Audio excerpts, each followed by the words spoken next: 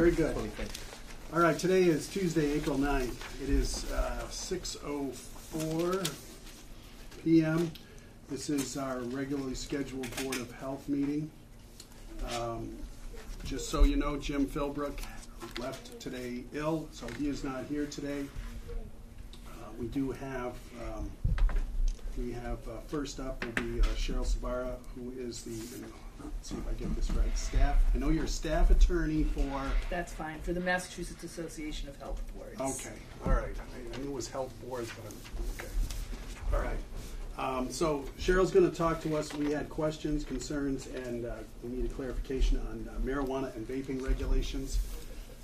Also, while you're here, because you are adept at, thank you. Thank you. That was, I had a question or concern about an open meeting law discussion, which hopefully won't take up too much of your time. We also have perk and plan extensions that was added to the agenda after the initial posting. And then ongoing business, the usual Flint Road landfill, H-Foot Road, Berry Corner Road, and Eleanor Lane. So with that,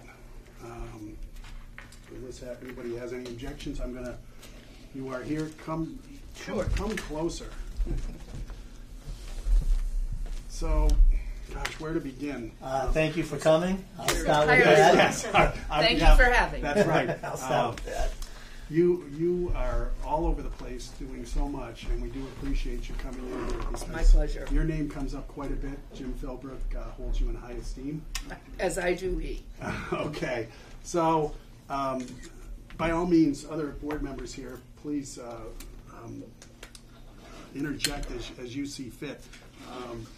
There's just so much going on with marijuana. We had, it's been almost an ongoing every meeting discussion as far as what can we do to kind of control this. We know that our hands are tied because of the Cannabis Control Commission. Our hands are tied to an extent. To an extent. To an extent. They're not tied Right. completely. I don't know if Jim had forwarded any of the board's concerns and some of the area residents as well, as far as what we could do or what we get in trouble with, what we have to go through. What are the specific issues? Do you have any marijuana establishments in Charlton? Yep. Yes. And what do you have? Excuse me. So, Go ahead. No, please go ahead. so we have one that's just getting ready to open. I don't think it's open yet. It's called, I believe it's called Green Gold, Yes. and they're getting very, very ready to open. Right.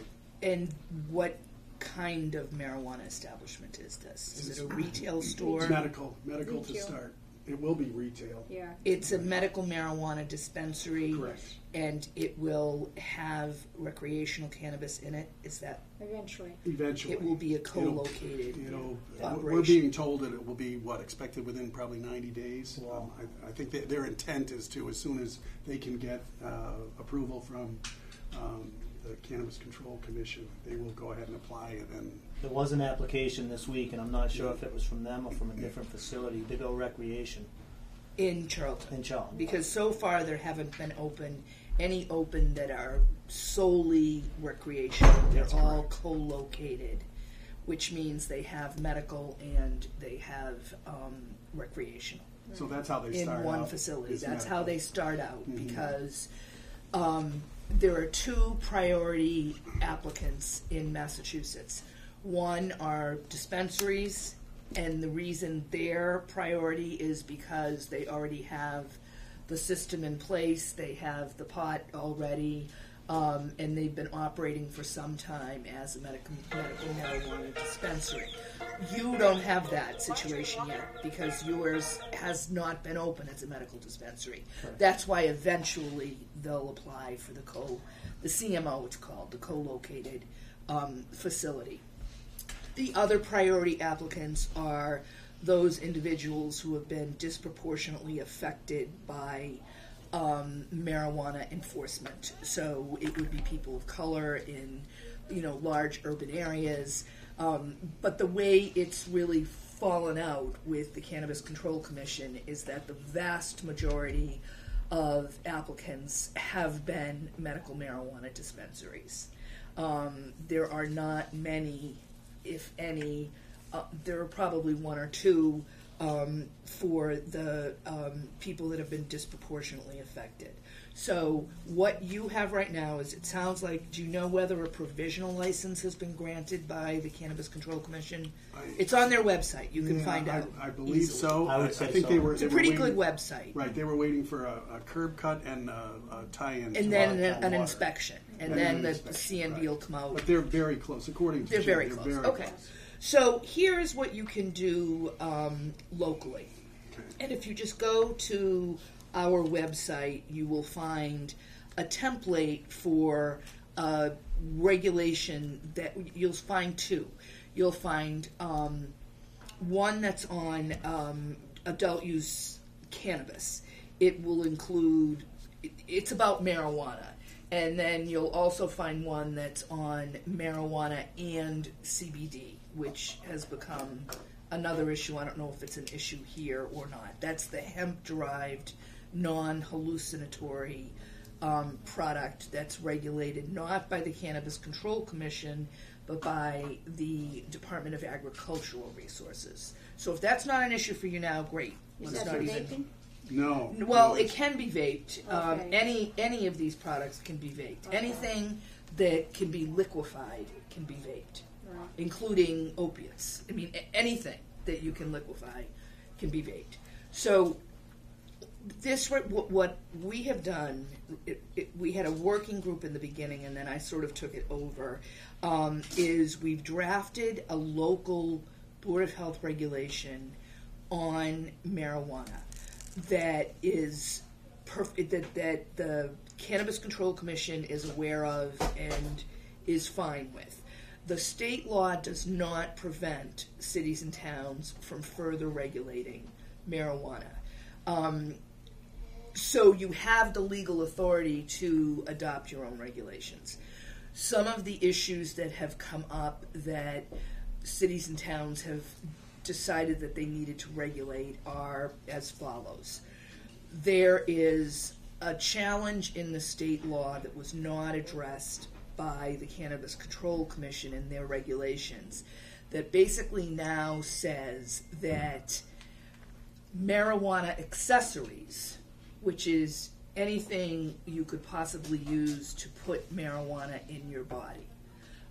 So it would be bongs, pipes, vaping products, and an assortment. I mean, it could even be a needle. I mean, anything that you can use to get marijuana into your body is now a legal marijuana accessory.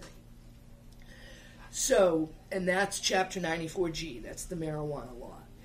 We also have a law on the books in Massachusetts called Chapter 94C, and that addresses drug paraphernalia. And it says drug paraphernalia is illegal. And when you look at the definition of drug paraphernalia versus the definition of marijuana accessories, they're almost identical. You know, there are a couple of things, like I don't think a crack pipe you could probably put I don't know. So there may be a couple of discrepancies, but generally speaking, we now have illegal drug paraphernalia and legal marijuana accessories. Shut this off, I apologize. Okay. I usually remember to shut this off. Don't worry, we do it all the time. Okay, so what we've done locally is to limit the sale of marijuana accessories to marijuana stores, and marijuana establishments, and adult-only retail tobacco stores. I don't know if Charlton has an adult-only retail tobacco store. We don't. So you're probably just going to want to limit it to marijuana establishments. The reason that we're doing that is we're beginning to see convenience stores starting to sell bongs and pipes right out in the open because now they're legal marijuana accessories. So that's what we have here in Charlton. You Convenience stores selling. are selling the marijuana because now they're or the marijuana vaping, accessories. Whatever. And we used to be able to at least limit that to stores that sold tobacco because they were still considered drug paraphernalia. So you could justify having them in your store because they could conceivably be used for tobacco. So, but now we don't have that. We don't have that hook anymore because now they're legal marijuana accessories. So, excuse me, if they say vaping accessories instead of marijuana accessories, can we still get those removed? Or does it matter? Yeah. If you can get any, yes, you could. Okay. Now you couldn't if you had an adult-only retail tobacco store. Those Right. products would be okay But we don't have in one. there, but you don't have one. Right. Now, if it's an empty vaping product, Right.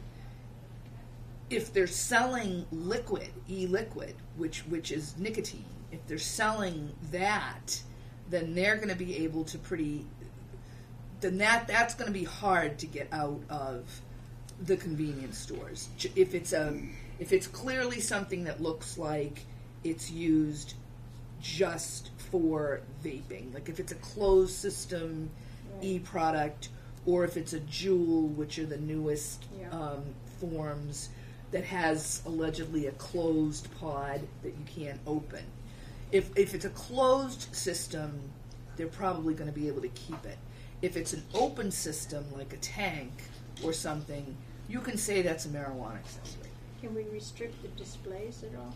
Yes, that's another thing that we took a lot of tobacco strategies and put them into this regulation to prohibit self-service displays, to require that all of these products be put behind the counter. If it's a marijuana product, it's already age restricted. You could even age restrict these products. We have done that. You, To okay, so 21. you can you can age restrict them. Yeah. CBD isn't even age restricted now. So, but I don't know if you have an issue with Not that CBD I'm aware of, but- or not. Could be right around the corner for all we know. Yeah, it probably would be. So- So that's one thing, is to just restrict where those products can be sold. Right. And you said, I'm sorry to interrupt, but you said that you've got a draft of Yes, regulation. it's right online. And it's something We were that, given that, a that copy works. of it last Oh, okay, time, and all right. we So it's do the same have it. thing. It's the All right. same thing And that's it's on, yeah. something that other towns have found works, They've used it. Natick, works well yes. for their concerns. Yes, Okay. and the concerns are also time, place, and manner. What are the hours of operation of the store? You may want to talk with your police chief about that. What sort of makes sense for the hours of operation? The cannabis control regulations are pretty strict, and they have to comply with the cannabis control regulations. They're pretty strict, so that's a good thing. These are just things that you may want to consider in addition to what the Cannabis Control Commission did. And I'm trying to think of some of the other strategies that we have in So how do there. we go about doing that? Do we adopt what this? No, what you do is you look at the regulation, you see which pieces of it that you like, Right, and I can draft it for you. yeah, It's simple. It's on my computer. It's just plugging in Charlton and deciding what pieces of it you find are helpful. The challenge some people have, some towns have, is do they actually have the resources to enforce this regulation? Because this regulation would also enable you to do compliance checks like you do for tobacco.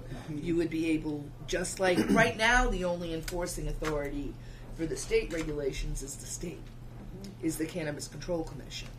So what many cities and towns want to do is they want to be able to enforce locally, because they're concerned there aren't going to be enough state enforcers out there. Not for 350 towns, no. Yeah, and I mean, it's rolling out very slowly. I think we're only up to about 13 in the whole state. Okay. But you have one coming, so you know it's coming. Yeah. So what this regulation also does is it incorporates the entire state regulation into your local regulation, so that you, as a local board, and Jim and whatever health inspectors you have, could also enforce that state law because it's now part of your local regulation. So you could do your own compliance checks, you could do your own inspections. You could also have your own fining structure. You could have your own permit. So they would need an operating permit from the state, and then they would need one from you as well that you could charge a fee for, so that you could have some resources to do the enforcing. So yes. Can I cut in it Sure, right there? sure. So we had a question that we definitely wanted to ask you, and I think it touched on that. And correct me if I'm wrong, but I think the question is, please correct me if I'm wrong, but if we permit, say, a medical marijuana facility, do we have to permit them for the recreation? Are they automatically going to be grandfathered in here for this? They're going to have to apply to the Cannabis Control Commission to change their status Okay. from medical to co-located. And they're going to have to go through a host community agreement, which is where the town gets involved in. And I would strongly suggest that the Board of Health be a part of that discussion into how they're going to do this, what kind of business model they're using. There's a place for input. They can't just change their operation from medical to adult use without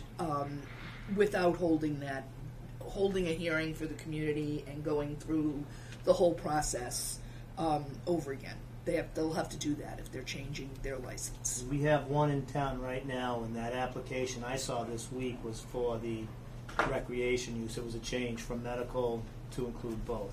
But did you have a hearing on the medical? I think our email was to let us know that the applicant has applied. Has applied. So, but their application will not be complete until they can demonstrate that they've had a meeting, a community meeting. Now, I don't know how Charlton works on this. Could there have been a meeting with the selectmen, and could the selectmen have held a hearing where the community was invited to participate in or not? For the recreational part of it? For any of it. So Well, this would have been over a year ago. Well, if it was over a year ago, then the DPH rules apply for medical. Now, the Cannabis Control Commission has taken medical over. So my guess, and I would have to check, is that if they've submitted an application, but they haven't submitted the certification that they've held a community hearing on this, and that they've executed a community host agreement. Do you know whether they've done that or not? I don't know, and I think this was, I almost think it was, I thought I saw the talk about this meeting, community meeting. So you think that might have happened? No, I think it was noticed that it is going to happen. Okay. For the other place. I think it was the other place. It wasn't Yeah. Green. No, Green it wasn't Gold. this place down here, but it was the other one. Four- They're having a community Fourscore meeting. or something? Fourscore. It was We something. have three facilities that are. So the other two facilities, are they retail or are they growing? What are they? Well, they're just growing. They're growing? One was growing, Yeah. and I don't know what that Fourscore was going to Fourscore do. was just growing. But Growing then and that's selling just- commercial. They were going to just grow and then sell large amounts commercially too. Right, but not And maybe testing, not but retail. No retail. but that's No off the retail. At table. least That not. one. At least not That one, the one up on 20. on Yeah, 20. that's off the table Across for the now. road. It's off the table. No, I'm asking. Oh no, they had a community meeting last week Okay. at the library. I meant to go to it, but I had a conflict. So they did have that community meeting. Again, that's like you said, just commercial growing for commercial purposes Right. only. So. 20,000 person- square foot facility in a former warehouse. So And no one has an issue with it. No, No. and they brought forward at the most recent meeting an odor consultant. The planning board has said no odor. at the Well, property and line. that's another thing that we put into the regulation, although you don't have to. You always have the right to address nuisance issues as a Board of Health. Mhm. And it could be odor, it could be mold, it could be a lot of different things. But Chapter 111, Section 122 gives you the authority to address nuisance. We've written it into the local regulation, but even if you didn't have it written in, Yeah. you could always address those Okay, kinds of issues. So that leaves the question of the place down the street that's about to open for medical, and they want to do recreational also, Right, they have to apply for that. for the recreation. Yes, that they need what's called a CMO license, a co-located marijuana operation. So they can't just sell adult use marijuana without having a Right, permit, a CMO state license. permit to do it. No, can I? Please. So, I don't want to get off track too far, but when we talk about marijuana or cannabis, what's really the definition of that? I guess my question is, if something had cannabis oil in it, is that Now you're getting to the CBD the issue. CBD? The cannabidiol Okay. is what you're talking about. So, in my journey, knowing that you were coming, I saw something and I had a question and I wanted to see what your thoughts were, and I also wanted to show this board. I found, as I call it, a gummy frog. Okay? So, I got this at a local store, paid $4.99. If you look at the top, it looks like no THC, but it doesn't say, it's not NO, it's ND, which who knows what that stands for. CBD. So did you have to show ID for your age? It was pretty much on the counter right next to the gum. Yeah. That's why we're addressing this locally. And if you look at the back, it says cannabis oil in the ingredients. So it's CBD oil, yeah. Well, Give that to my we dog. don't know what it is Okay. because, as they say, this has Not that not been one. evaluated by the FDA. They do have they do say that it's not intended to diagnose or treat. We don't know what serving size this is. This says ND. It's probably they meant to say NO. I bet Yeah. that it was just some kid that produced this, and that's why it says ND instead of NO. Well, I thought it was deceiving.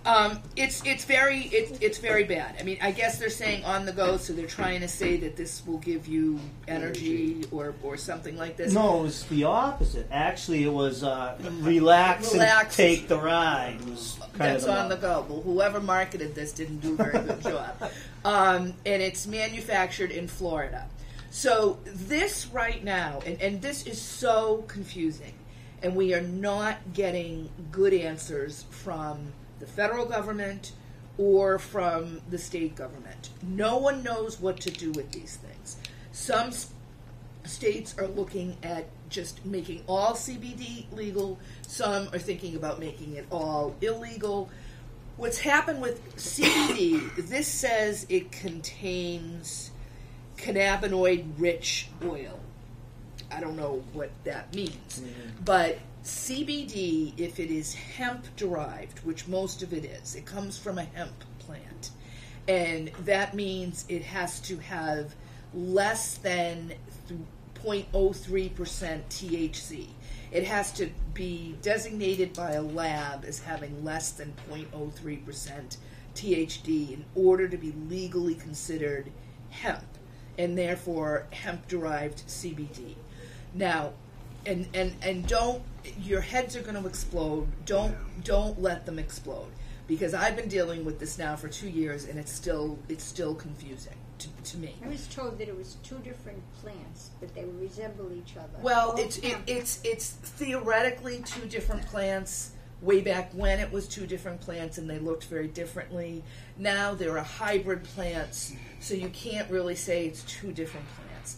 What the state is doing, what Massachusetts is doing, is they have given MDAR, which is AG, the Agricultural Resource Department. I'm just going to call it MDAR. They've given AG legal authority over all hemp products. So it's pretty much over all of these products. What they have done, and they gave it to them when the adult use law passed, which was what, in 2016, I think was when the law passed.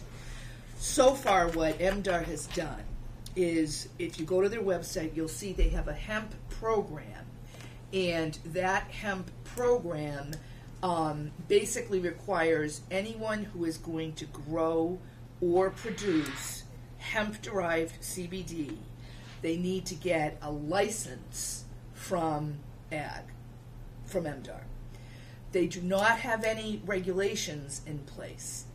they need a license, and in order to get that license, they have to demonstrate to ag that their product is actually hemp and it has less than 0.03% THC. It's not hallucinatory, and they do that at the time of the time the seed goes into the ground.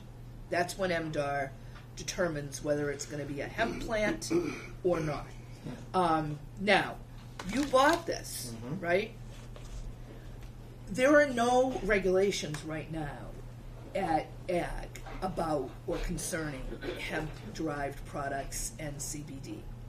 So when I asked the attorney for the hemp program, so what are we supposed to do with all of these products that are already out there? She kept saying, we do not have any retail licenses. I said, okay, I understand you don't have any retail licenses, but it's being sold everywhere. What are we supposed to do? We don't have any retail licenses. That was the answer every time I asked it, any which way I asked it, and that's what she's telling everyone that calls. So I guess technically, you can't sell this product without a license from the state, but everyone's doing it. So as a result, we came up with a regulation, a local regulation that I told her about. And she said, we're not going to touch locals. If they want to regulate this, we're not, she said verbally, not in writing, but verbally, they weren't going to touch it. So CBD has now become legal federally. It was made legal maybe now 4 months ago. However, it will be regulated by the FDA. It's no longer considered a Class 1 drug, which is a good thing, but it's going to be regulated by the Food and Drug Administration. They are claiming that CBD is not right now an approved food additive. So there's no federal approval for putting this in an edible product right now, but it's out there. Yeah. So what some boards are doing, we drafted this regulation so that it, number one, would require any CBD edible would have to be licensed by would have to demonstrate that they were produced by a licensed grower in Massachusetts. So they would have to somehow demonstrate that. The FDA has already prohibited interstate commerce of these products. So this one is illegal because it comes from Florida. So it's not supposed to be in any stores in Massachusetts. Again, the question is, do you have the resources to do this enforcing, or do you not have the resources? So what we're suggesting, this product is not age restricted right now. Right. It's bringing it down. Anyone, that little guy could go in and buy this, and it's right out on the counter, and it looks like a gummy bear, which is illegal if it had THC in it, but the ag hasn't passed any regulations yet, so we don't have any regulations on this right now. So we do have a local regulation that would basically put this behind the counter, age restrict it, because it's not age restricted right now, permit cities and towns to do compliance checks, and not allow any edibles that don't result from a Massachusetts or a federal, if there ever is one, license. So those are some of the issues, because no one knows, we don't know whether this is, we know we don't really think kids should be using this. There are people that swear by CBD, My sister takes it and for hemp-derived Because CBD, it comes I from the think pain of that's the great. arthritis, but there's If it works, there's no high that comes from no, it. there is no high, but there's also no regulation. Right. So in an effort to kind of protect the kids and protect the public, just to make sure that they say it's CBD, but is it really CBD, requiring the license from MDR is probably a good idea, to at least require that it's because we've already been through one growing season, so there are products that have been manufactured with licensed growers and producers in Massachusetts now. They're going into their second growing season, so we could do that. And a lot of the really good providers and growers, they have the license. They're doing it right. People like CBD. A lot of people really do, and that's okay. We just want to make sure it's done in a fashion that we can be confident that it's done with public health in mind. Can I ask about, we have another facility, Valley Green Grove, right? It's going to be 1 million square feet, taking over our local apple orchard. It's going to be the biggest grow facility probably in the country, maybe in the North world. America. Well, in North America, they North say. America. And we've had this has been ongoing for a year, at least a couple of years, maybe now. They haven't started yet. They haven't got the planning board is in opposition with the. Why would they want to grow here in Massachusetts with our weather? Why would they pick Massachusetts as the biggest grow site? It's going to be a building. Oh, it's inside. Yeah. Inside. Yeah. So it would be, 30 acres? It's going to be 1 million square feet. 1 million square feet, Yeah. 30 feet tall. They have their own 16 megawatt power plant. Wow, For they're heat going to and have to, yeah, electricity. because it's. So a number of people have been bringing issues, started to bring issues to us, like what if, again, like you said, we can regulate after the fact, but we're concerned about regulating before the fact. Right. So that, it's going to be a lot harder after the fact. Right. Extremely Absolutely. hard, yes. But we're still before it hasn't been constructed yet. They're still in litigation and all kinds of stuff with the other But boards. and I think you're absolutely right, but I think what's going to happen is that, for whatever reason, they are dead set on putting this into Charlton. One of the reasons is because the current apple orchard that's there is, let's face it, it's not doing well financially. Yeah. The town is, some people in town are saying there's a heck of a lot of revenue that can be had from this, and it's also right. It's very close to a 18-inch gas line, a natural gas line, which they would need for. They would have to tie into it, obviously, for the power plant.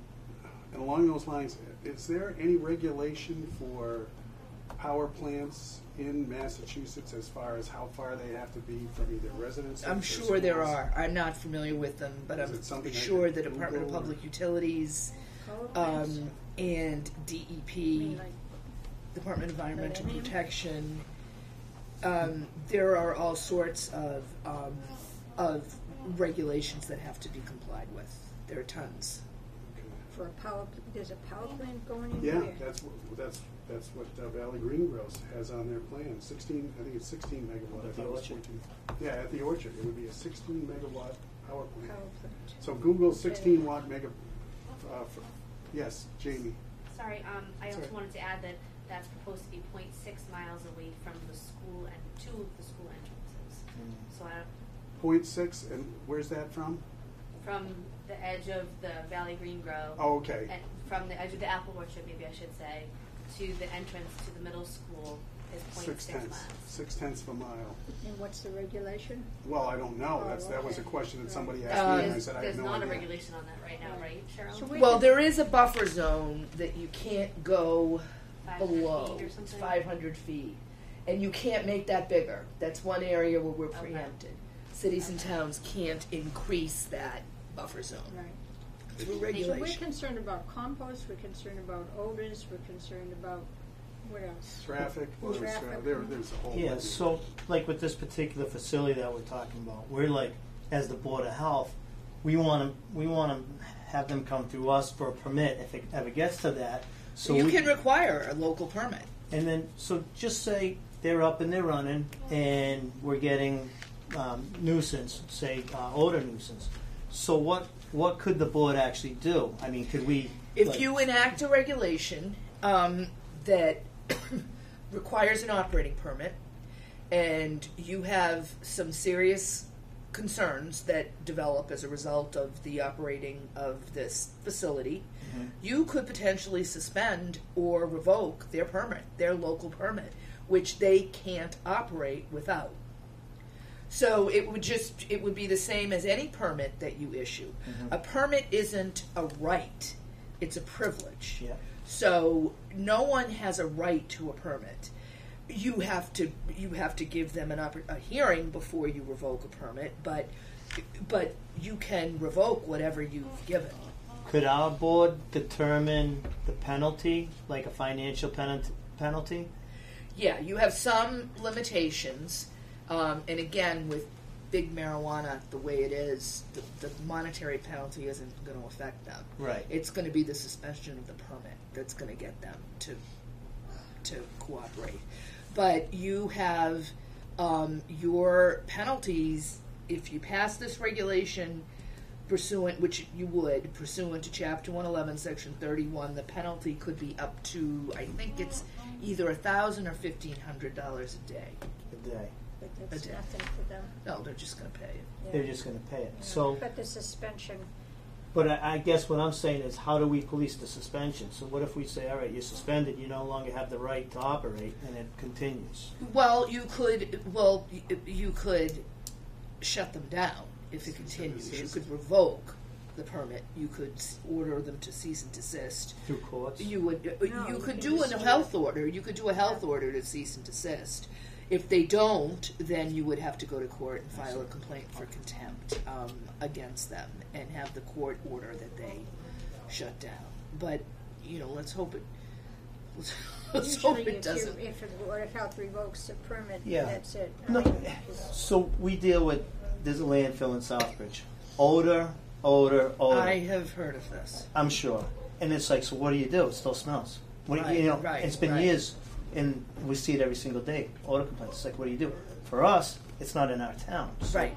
we can't do much, but we know the state as well as the town of Southbridge are trying to do what they can to mitigate that odor, but it still smells. Still smells. So that's why I'm like, well, what can we do if they get up and they're running and it smells, and then we pull Well, that's this what and you can do. At least we could try and shut the Close lights them down, off. or threaten to close them down. Yeah. And would we have to have the permit prior to their startup of their operation as opposed to? You wouldn't have to. I mean, it would be nice if you did. But businesses that come into a town know that they're subject to whatever the local laws and regulations are, regardless of when they get passed. We deal with this with tobacco all the time. We're passing now regulations relative to electronic cigarettes and where they can be sold. And they're in the stores, but we're taking them out of some of the stores. So anyone who comes into town knows that they're going to have to comply with whatever the regulations are, whenever they're enacted. So would it make sense for us to enact a regulation at this time? It sounds like it would to me, but that's really up to your town council to decide. Something to think about. I can't provide legal advice. I can only provide legal education and technical And assistance. just to be clear, this is not necessarily a direct hit against Valley Green Road. Or any of them. No, it would be any establishment, any any cannabis affiliated establishment. And that's why we have made it clear to the planning board that this should be one of the conditions for the operation permit if they decide to go forward. Whether it's forest cure, green gold won't have that Gold. problem, gold green, whatever it is. I think that's what they call it. Doesn't matter. We just want to make sure that there's no odor, so that so that they can't say, well, it's the Board of Health that enacted this afterwards, and we don't see. It doesn't matter when you enact it. Okay, all right, They still have to comply with it. okay. And I think it'd be better, personally, if we had our own permit. Yep, I agree. Which you have the legal authority to do. Well, I believe we have that mechanism in place. Okay. To So- create one. Yep. Create one, but I think we did vote on that, and I think we adopted some of the regulations that you had, We did. and I think that was in there. But then the question came up: well, is it more than one permit, say for medical versus recreation, or is it one permit? Or No, it would be you would be if you've issued a medical marijuana permit, okay, that's an operating permit for that medical marijuana establishment. Once that establishment changes what it sells, then they need a permit that would include the adult use cannabis, and that they have to get that from the state before they can do it, and they would have to get it from you. Okay. And and this is just to, I don't like, and we try to refrain from calling this stuff recreational marijuana. Okay. And the only reason we do that, well, we do it for a few reasons, but we don't call it recreational alcohol. When I think of recreational, I think about baseball, Right. swimming, frisbee. You know, that was the marijuana industry wants us to think of this as recreational A marijuana. feel-good type of term. Exactly. Yeah. Exactly, like on the go. Yeah. So it's just to bring it home. This is an adult. This is an age-restricted product. You know that's what it is. It's an age-restricted product that has some benefits and also some dangers associated with it, just like alcohol does, or tobacco does. You know, it's, and that's how we should be thinking about it. Yeah, I suppose you wouldn't say medical gin. Well, medical marijuana, I think, is a little different because there have been, people with No, epilepsy, I think we all agree about that. with Yeah, undergoing chemo. I Yeah. mean, there are Yeah. some benefits yeah, that are real. yeah. Excuse me one second. We do have a question or comment from the back from Jamie. Matt, I have those regs if you want them that you guys put in place this for. It says medical in it. It 2017. It says specifically medical. Yeah. You just amend them.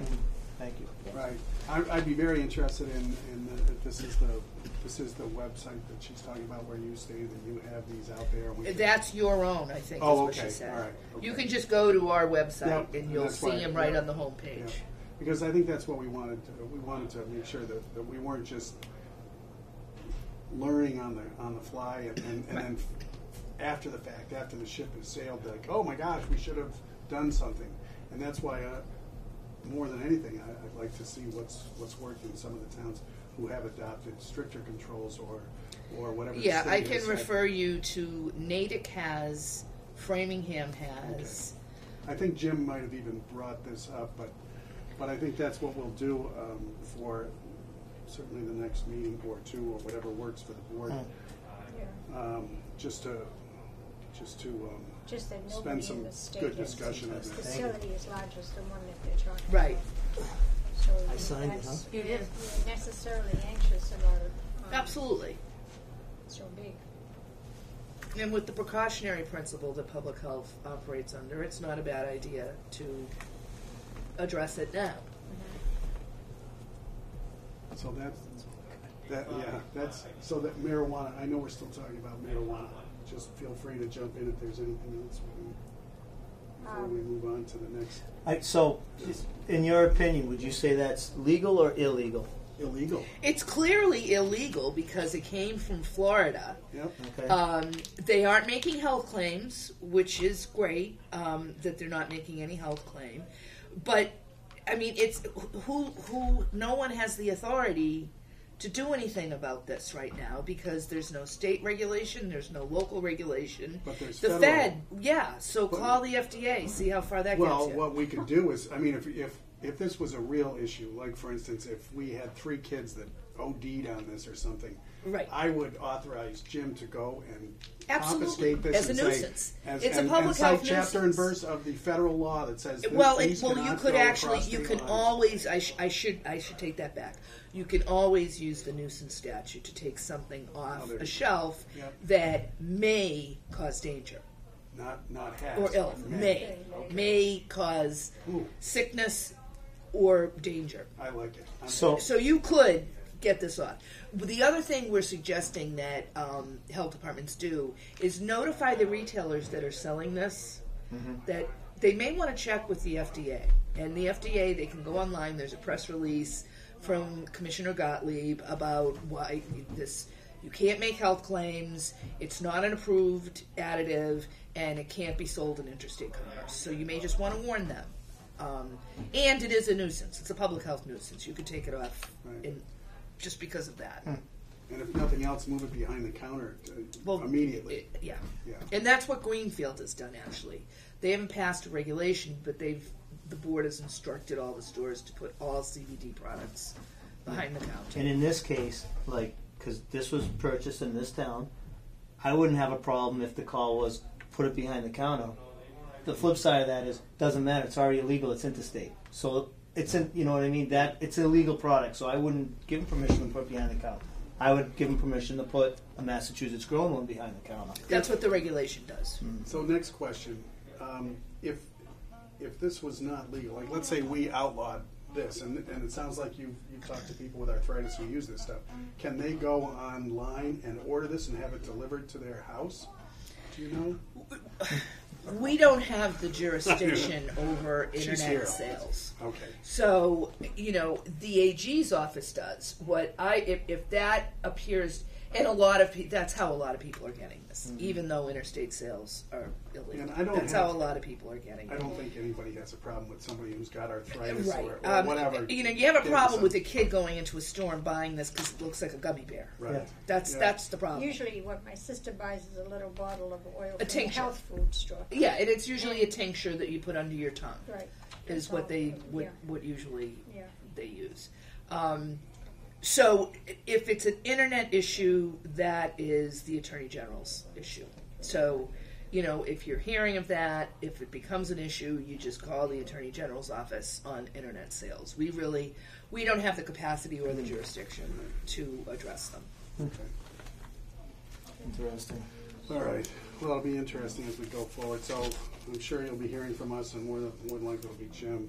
I'm sorry he's not here tonight, but we'll get a hold of the other towns, some of the regulations that they've enacted, and take a look at them. And I think the sooner the better on some of this stuff, just so we stay out in front of it before problems occur. And it's good for the business to know that too, that you're watching. So that's marijuana. Can we move on to vaping? Sure can. Okay. So vaping, we've got some real issues with The whole country has real issues. I heard on the news just in the last 48 hours, I believe, and I think this was national news, or maybe it was on one of the Fox News or something. Some experts said that based on studies that they've done, up to 40 to 45% of kids in school now are using vaping products on a regular basis, which to me says that's unbelievably That's horribly true. bad.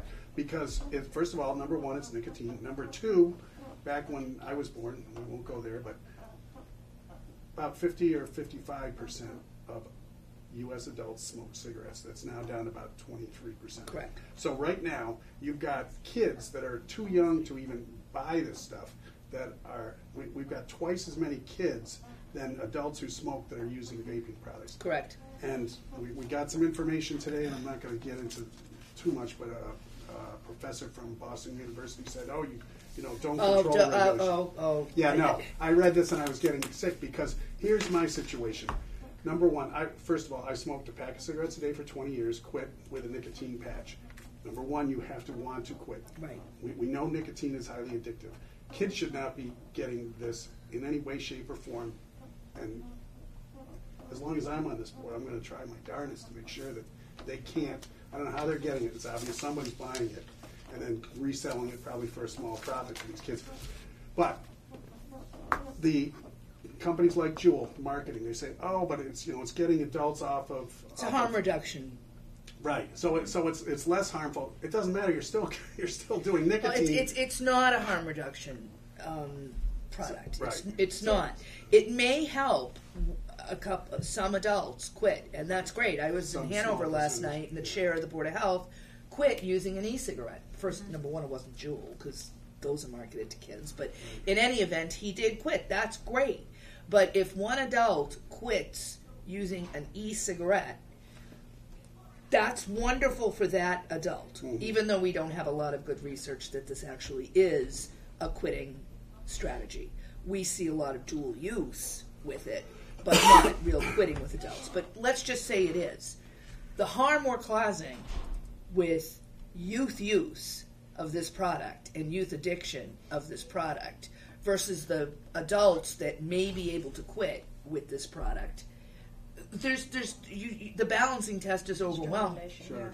It's overwhelming Yeah. that the harm we're causing a generation of young people is much more impactful than the benefit that a few adults might get Agreed. from using this. Agreed. So that's not a public health harm reduction strategy. I don't care what Mike Siegel says. Yeah, and I know him, I've worked with him, I sit on a committee with him, and he has gone off the deep end with this harm reduction argument Yeah. that he's using.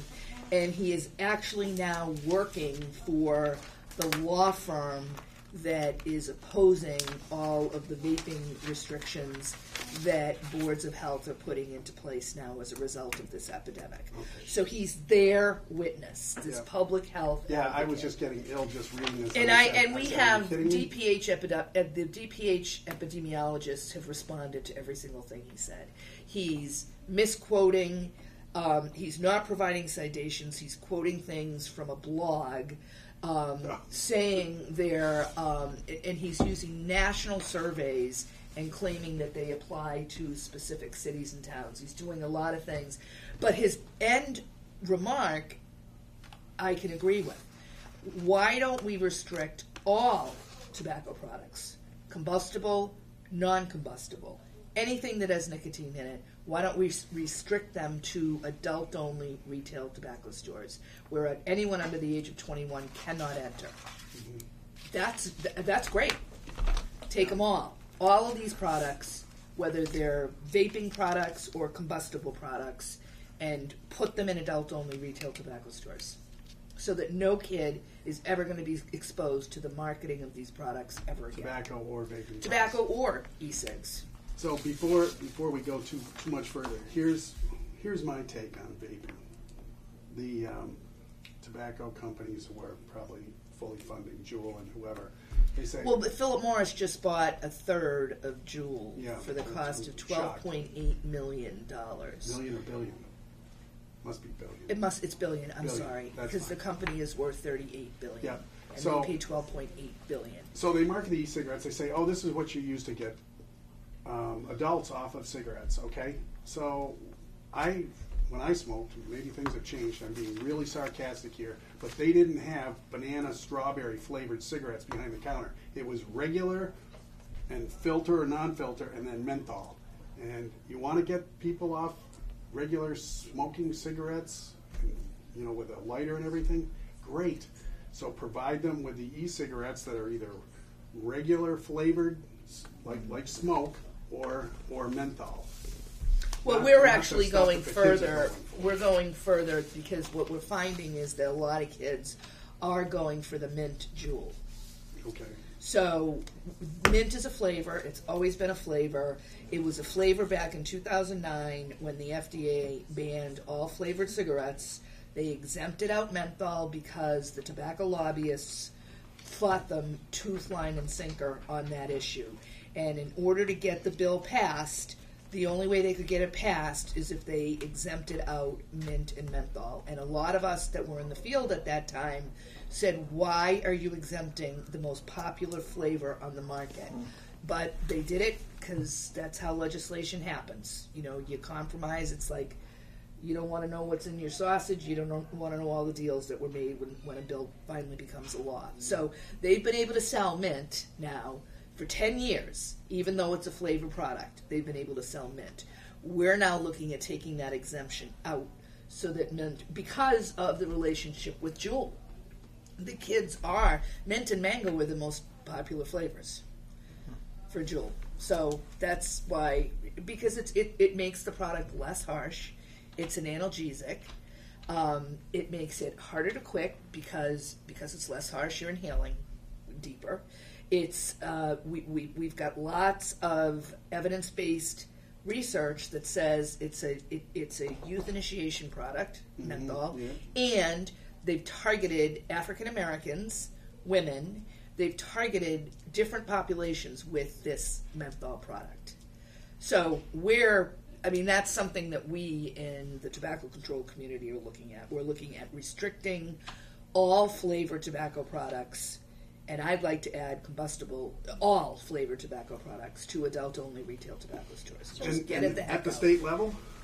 No. Well, there's a bill that's been filed that Okay. would not restrict, that would prohibit But all flavored we tobacco as a local products. board You as a can local say board within can the do it. So 42 or whatever what- square miles of Charlton, we Absolutely, can. you can Okay. do it, and Can that's do what it. we now have. Somerville's done it, Needham has done it, Framingham is doing it. They haven't done it yet.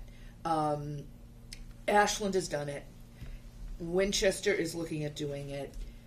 Medford is looking at doing it, So when and you say doing it, what passing a regulation to to restrict, To restrict. all To the, flavored tobacco products.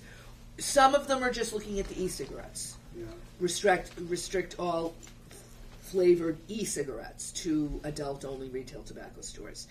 The law firm and Mike Siegel are saying that's an arbitrary policy because you're leaving the most dangerous combustible products in the store. Number one, that's not arbitrary. We do public health incrementally all the time. And number two, I'd like to see them move all of the products. So what if we were to pass a regulation that all these products were moved into an adult-only retail store, and the argument was, well, we don't have any adult-only retail stores You in could. Charlton. One could come. They Yeah. could. We could They allow could. that store. But it Someone has to be- could come in and say, I want to be a vaping store, I want to be an adult-only retail tobacco store that specializes just in tobacco. Right. That's number one, is the answer to that. Number two is, I would not be surprised. How far are you from Worcester? 15 minutes, 20 minutes. Do you know how many adult-only retail tobacco stores are in Worcester? Yeah, no, And if it's an adult-only, they've got to be 21 or over now. That's What the can state they do? law. Yeah. So they can drive 15 minutes to Oh, yeah. Worcester. And there are probably ones even closer. Right. So, but we could pass this regulation You could. anyway. For So- flavored For only. flavored. If For you want to anything. do it for flavored and not do the whole one that I'm suggesting, get all tobacco products out, you can do that. It's a perfectly legal health regulation. And whether you want to exempt menthol or not is totally up to you. All right. So that's a debate probably for another day, because I can see this going round and round. But Oh, you will get opposition, oh, sure. especially from the law firm. If you do decide to take out the menthol exemption and ban menthol as well, some of our colleagues will defend the town. They've already put in writing to every Board of Health that's considering this.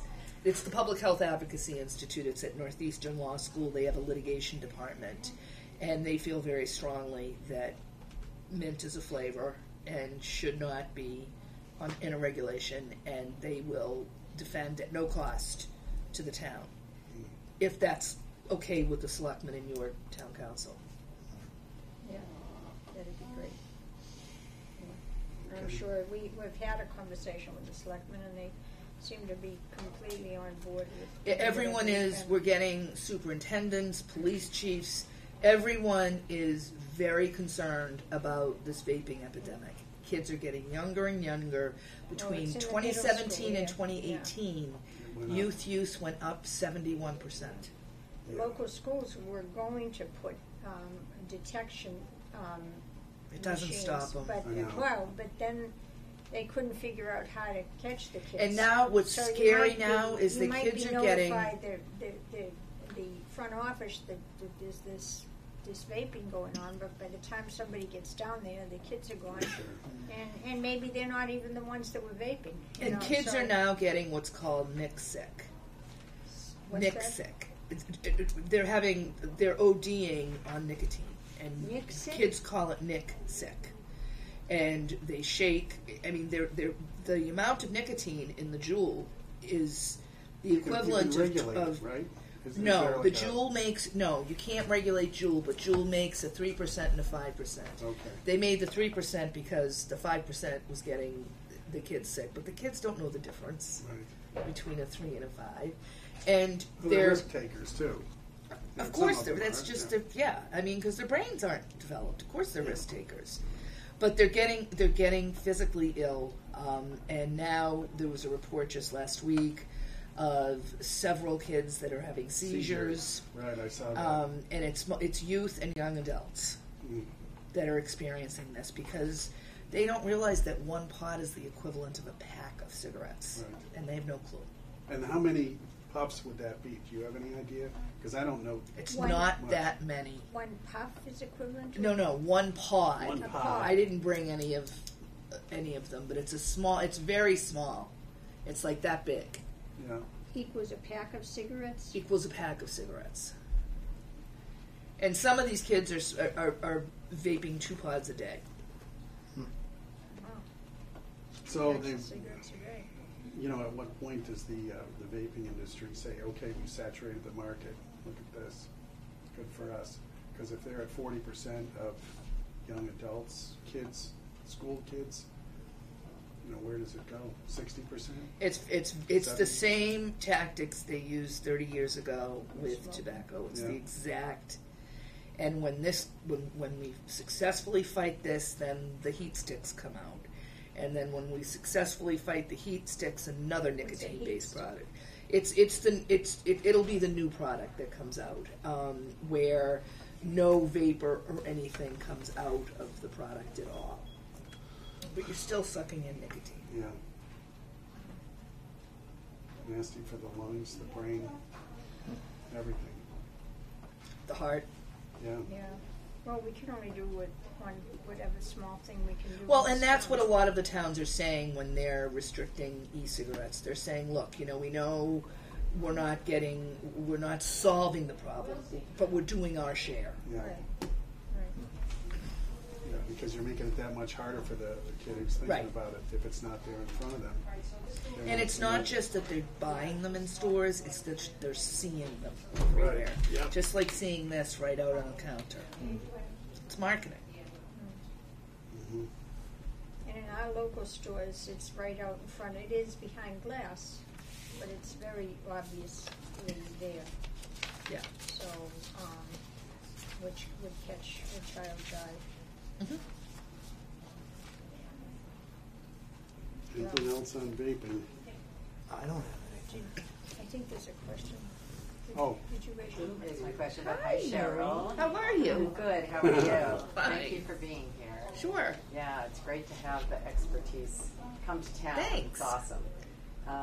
Is there a reason why we wouldn't want to do just a restriction on tobacco in general? Is there a reason why we would want to funnel it back to flavoring? That would be a question for the board. You'll get some political pushback if you don't have any adult-only retail stores. Yeah. But it would be a perfectly legal regulation. The board has the authority to do it, and it would also completely take every argument that the industry would have. It would take all those arguments away because you would be. They couldn't say you're leaving the Marlboros there, you know. So it would be legally justifiable completely. It would be a very reasonable public health regulation. I think, what didn't Jim say? We have like, what, six stores? Or Yeah, is it more? less than 6. 10 probably. Less than 10. And It's if you were small, huh? going to do something like that, you would want to make sure that you've done outreach to the community so that, although the writing's on the wall. I mean, these combustible tobacco is not going to be. It's not a profit maker. You know, we hear these retailers say time and time again, I used to sell 45 cartons. Now I sell, 1 a week. You know, it's not a 2019 good business plan to base all of your sales on tobacco at this point. Especially when they're running $9 a pack or whatever. More, yeah. Yeah. So it's not going to put any of the retailers out of business to not sell tobacco. Well, they'll say it will, but they've been saying that. I've been doing this work for 25 years, and they've been saying that for 25 years. You know, when we prohibited smoking in restaurants, when we prohibited in workplaces, they've been saying that, I mean, every time we pass a policy, but they're still there.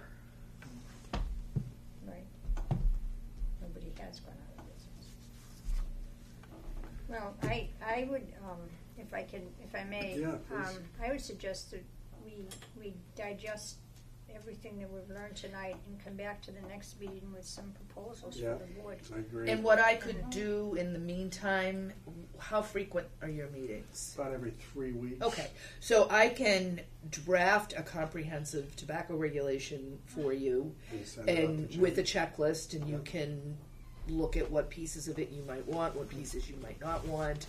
And I can also draft a marijuana one with CBD in it, if that's what you would like. And again, you can look Yeah. at it, and obviously town council's going to want to look at it as well and see if it meets your needs. I'm happy to email them to Jim. Please, That would be great, yeah. I think we're all in agreement. That would Okay. be wonderful. Yeah. Because you have the expertise. And then you can have them, hopefully you'll have them in your packet before the next meeting so you can have a chance to look at them. Okay. Yeah, great. Okay. Noreen? Can I ask just a couple of questions? So the draft marijuana regulation that was sent out, that's on the MAHB website, There's a newer one. I don't know when you received that one. just within the last month. Okay, that's probably the most recent. I have to look. Okay, To I make sure. just had a few questions Sure. about it, because I was looking at other communities that have taken more proactive steps than Mhm. Charlton. We kind of got hit by surprise, I think, with the marijuana industry Right. coming to town. Right, We right. weren't really ready for it. And, in addition to not having regulations, we don't have zoning bylaws that account for the kinds of Where these places retail, should be. warehouse, transportation, businesses, where they should be, but also what's allowable and what isn't.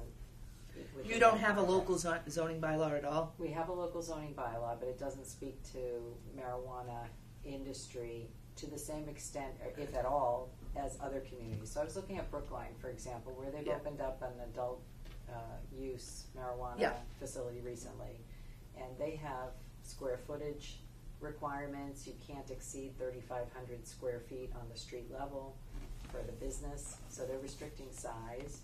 They're restricting total. They have a different review process for businesses coming to town, where they have what's called a major impact project. So anything that's 25,000 And square I believe feet, this was all zoning, is and that all how went they through did zoning, but that covers those things. So do you also have references for zoning that. relative No, to? but a colleague of mine at Copeland and Page, or KP Law now, did a presentation on zoning that I can get. But part of it may be too little too late, because there are, I know that there was a time where a town could opt out, and that time limit has passed. Right. I'm not sure with zoning, and that's probably one of the reasons they came to Charlton, Yeah. is because there were no zoning. That's right. Um, Like They solar they farms. tried to get Yeah. into Andover. I think it was Andover. North Andover. North Andover, yeah, And- North and They Andover. shut them down. They shut them Yeah. down. Let me look into that and see, Okay. because the board Okay. can't really address the zoning issues. We Right. even get yelled at sometimes when we just do buffer zones, Right. even though we can do that. Right. But we sometimes get admonished by town council, who says you shouldn't be doing that. So KP Law as a firm represents the town? No, KP Law did, early on, they did a lot of presentations with me. I would do the Board of Health piece, and they would do the zoning piece. Okay. So I'll look back at my the PowerPoints that I have, and I will email. Can you email me, Noreen, so I don't forget Sure, to do I that? will. And I'll check back with her and see if she has any updated zoning. Okay, and then Um, the other related issues were the regulations in Brookline had more definitions than are offered in the template. They included marijuana transportation companies.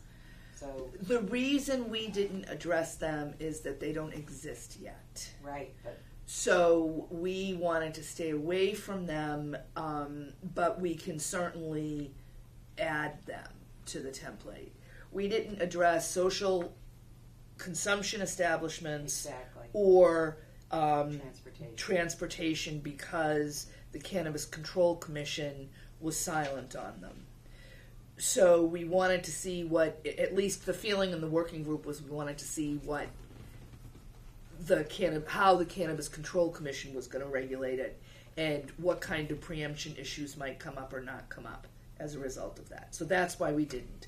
But it's certainly something, they're looking at social consumption right now. Exactly, and my fear is the industry's moving so fast and the town processes are so slow, because they're deliberative, that we get stuck not having prepared ourselves for even the notion that if there were ever to be a 1 million square foot growing facility located in Charlton, who are the ancillary businesses that emerge from that to transport all of that marijuana, and how are those businesses cited and regulated and controlled? And we don't have anything that even speaks to it. And we have been, I don't know if you've seen the news, but we have been There's a lawsuit. made famous for about 20 lawsuits that the town is engaged in related to Right. land use and the attempted siting of a 1 million square foot facility.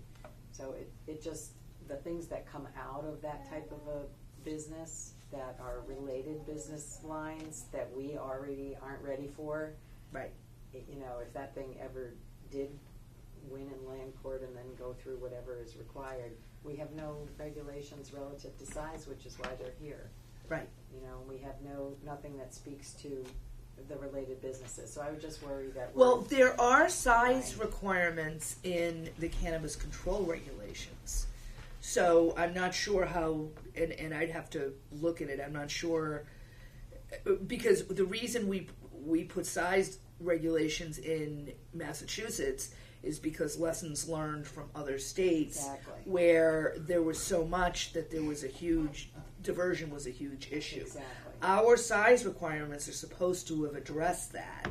So this facility, I can't imagine it would be violating the size restrictions. 1 million square feet of growing. That was the proposal. Yeah, I Growing heard that was the manufacturing, proposal. We yeah. should go and look at the cannabis control regulations to see whether that is allowable or not. I don't know where they are, Right. but there are size requirements in the state regulations that if you adopted would also be your local regulations.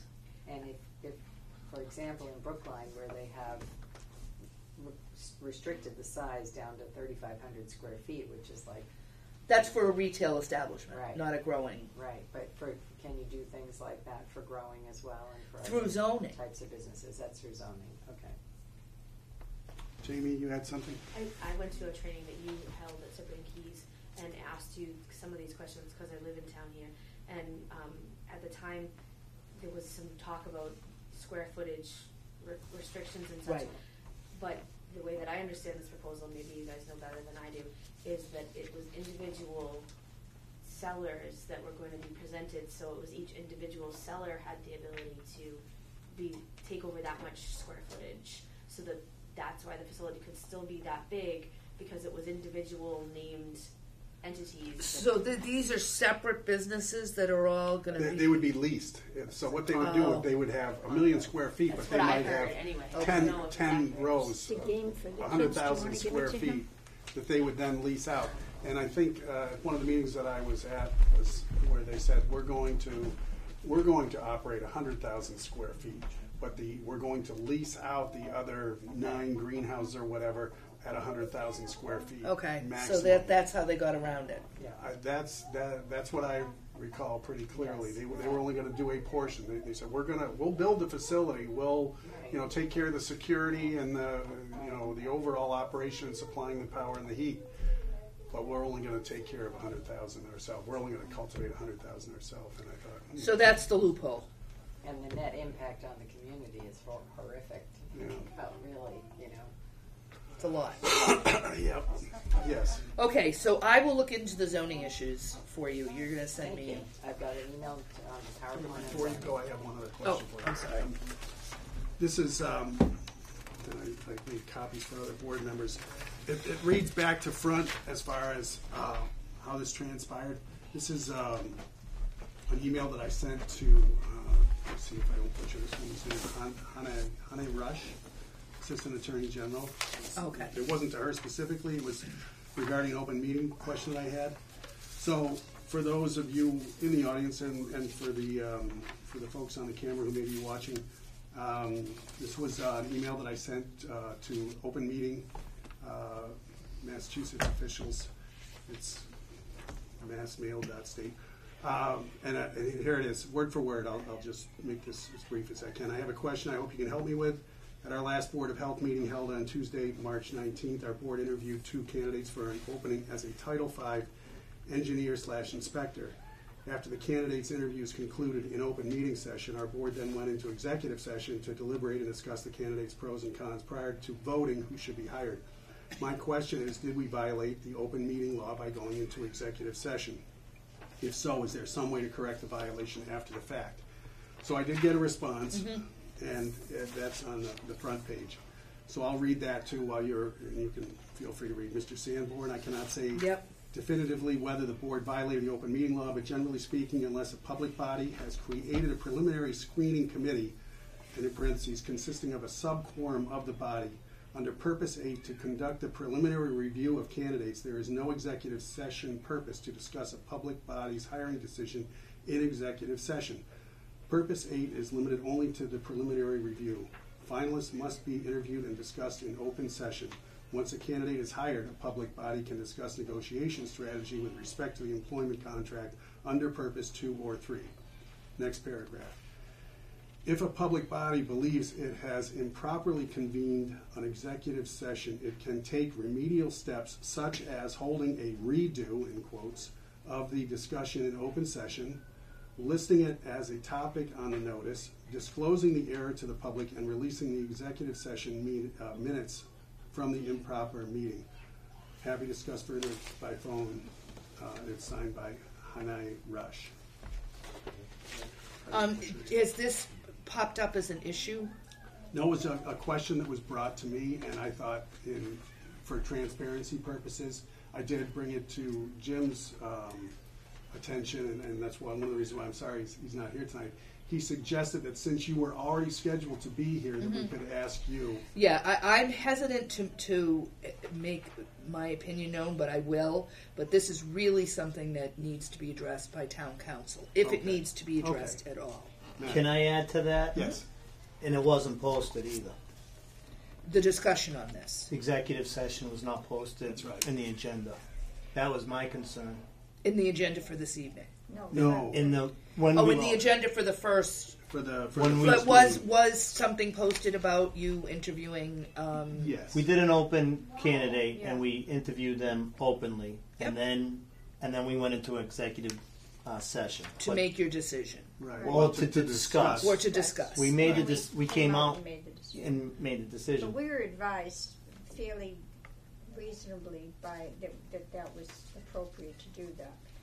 My experience is that, and I've been through this in my own town, is that usually I don't know how you get a sub quorum of a group of 3. Yeah. Right. That's sort of hard to do. Right. But normally you would not have held a discussion in executive session. That would have been just to limit the number of candidates, and then everything has to be done openly. There are interviews, the discussion about the candidates, and so forth and so on. Right. And that's one of the challenges with a 3-person board.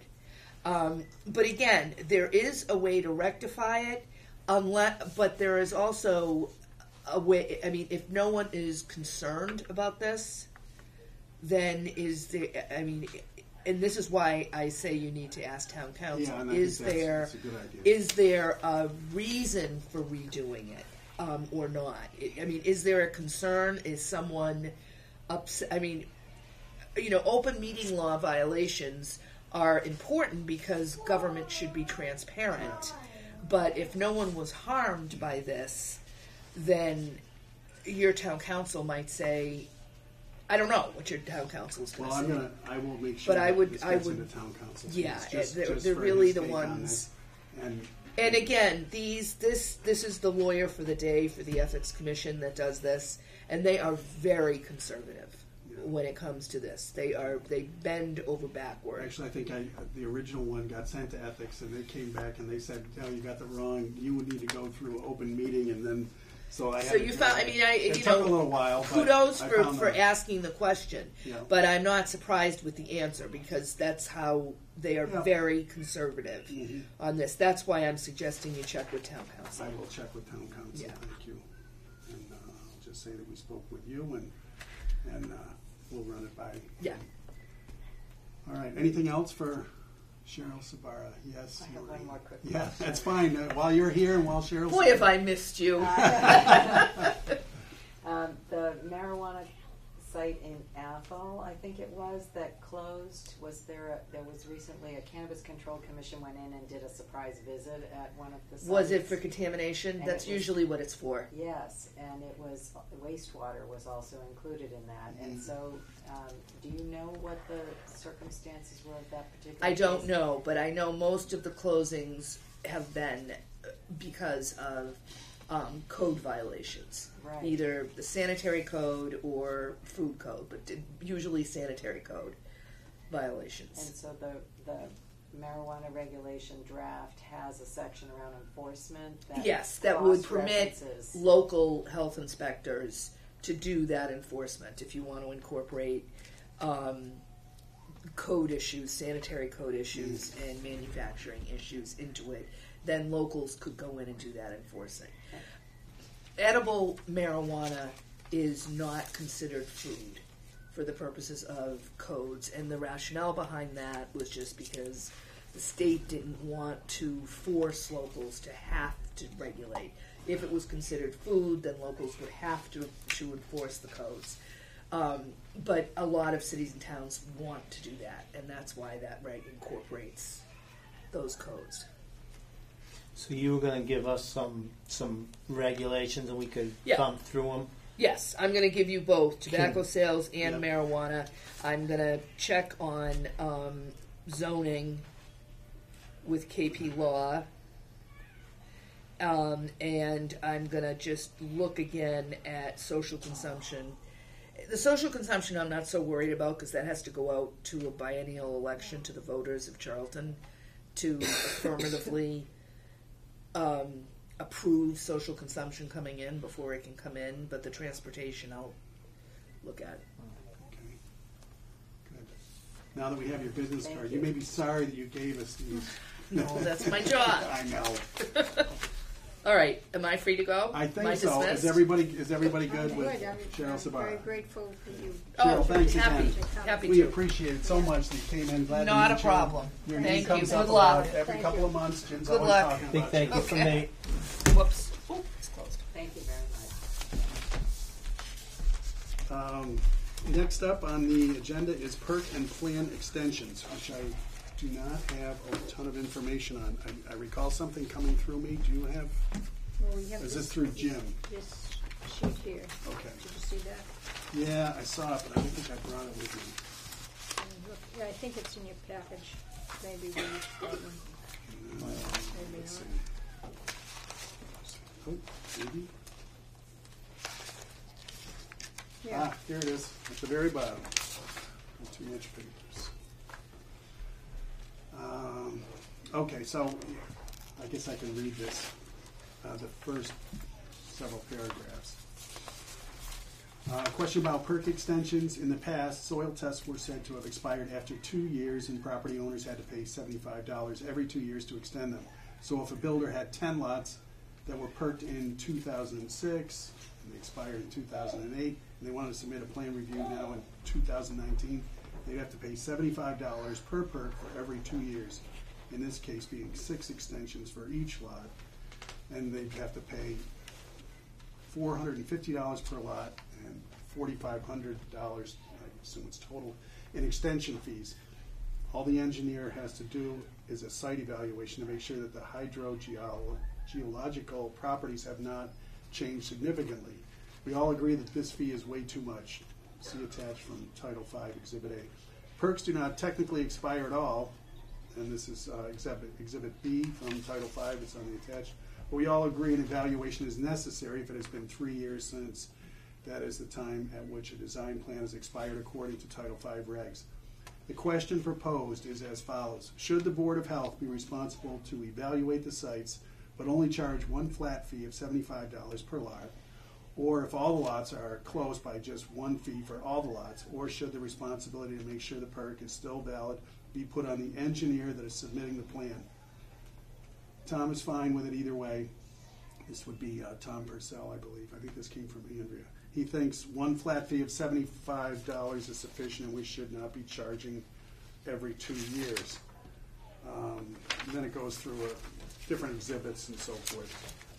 Matt, I'm going to defer to you because you've been on this board longer than anybody else. Nothing against you, Kathleen, but Yep. I'm going to defer to you because you have seen this come and Yeah. go, and you've got a lot more years here. So what's your take on So, just to clarify, my septic experience, I have a lot of it, but this is more of it's a money thing, it's financial. Right. So basically they're saying, listen, does it have to be $75 every couple of years, or should it basically pay a one-time flat fee when the builder's ready to have it re-inspected? And I think the consensus is they want to have it, if it's been 3 years, they want somebody to go out to make sure no one's changed the grade and messed with the site. if they're ready to build, or is this just for the extension? Not for the extension, but when they were ready. Correct. So just say in this case they use an example of somebody from 2006, and here it is 2019. Now it's just a money thing because all those years they had to keep up with it. So part of the thing was they always said that septics expired after 2 years. And right here, it says right here, 15-104, they be deemed valid for an indefinite period of provided the soils within the site evaluated, maintained, undisturbed, and unaltered. So the question is really, do we have to charge them every 2 years or every third year? Or if somebody does something in 2006, say they had a good perk then, now it's 2019, do we just charge the $75 and make sure that land has been undisturbed? I would think so, and I think this is a good example, and it's probably maybe not a good example because this is somebody who's got a whole bunch of lots in a specific area, but I could see where this could be, excuse me, a possibility. I'm thinking the same thing as you. You're still protecting the potential homeowner who's going to be in there because it perked, and sure, it's been dormant for a while, but before you go out with any sort of excavator or do anything else, the engineer's going to go back out and evaluate it again prior to any sort of a septic system that then gets put in. Now, for me, and you're absolutely right, John, but for me, and it says, so if there's multiple lots, do they go, can it be a one flat fee to go out and do all those lots? Personally, or in this case it says if they were close or something like that. My 2 cents would be per lot. Not, you can't group them all together. So in this case they have 10 lots. I think if this guy's ready for lot 4 and lot 6, he should go out and pay, $75 for lot 4 and lot 6. At the time he's ready to start excavating When and he's put ready. in the system. So he doesn't necessarily have to pay 10 years Right. for lot every 4. 3 years and put up a check with the Board of Health But and I- say extend it. But I do think it should be per lot because, define per close. lot. Right. You know what I yeah. mean? One lot could be here. Oh, this one's just 4 houses down. Right. And $75 is not going to kill them. However, I don't agree with the every 2 years that they would So have that's to. the question, is the every 2 years. Right. It's, Well, there's 2 questions. there are 2 questions, but the main one that I see is the 2-year extension, because I'm sure that I don't know how many. If Jim was here, he might know how many perk tests that we have out there that are approved, but the builder, the homeowner, whoever has just said, well, I'm not ready to put the land up for sale, or I'm not ready to build, or whatever. I don't know whether it's 20 or 200, Yeah. but certainly it does affect people, and why should they have to?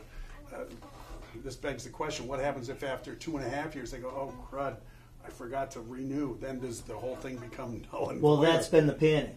and not according to this, because it says Indefinitely. deemed valid for an indefinite period, provided they remain undisturbed and unaltered. And the engineer would go out there regardless once the permit was pulled and they said, okay, I'm ready to go with this design, and they go on out and they say, okay, nothing's been altered, you don't have any you haven't dug any trenches or whatever, and you haven't changed the landscape, the soils are still the same, whatever they have to do. So Sure. for me, and just the second half of it, Yeah. or if all the lots are close by, just one fee for all the lots. So that was the second half of the question, Kathleen. For me, I'm okay with the reinspection fee, if you will, to go out to make sure that land hasn't been altered for the $75 How often? when they're ready When for they're it. ready. So if they get a perk test now, and they don't build for 6 years, they're not gonna have to come here every 2 years and say, so it doesn't expire, here's my $75 2 years from now, or 2 years after that. So to be technical in your answer, I would say if you said how often, I think the answer would be after the 3rd year, because that's when it would be expired. So if they came on year 8, they would have to pay the $75. per lot. Or if they came on year 4, it'd be $75.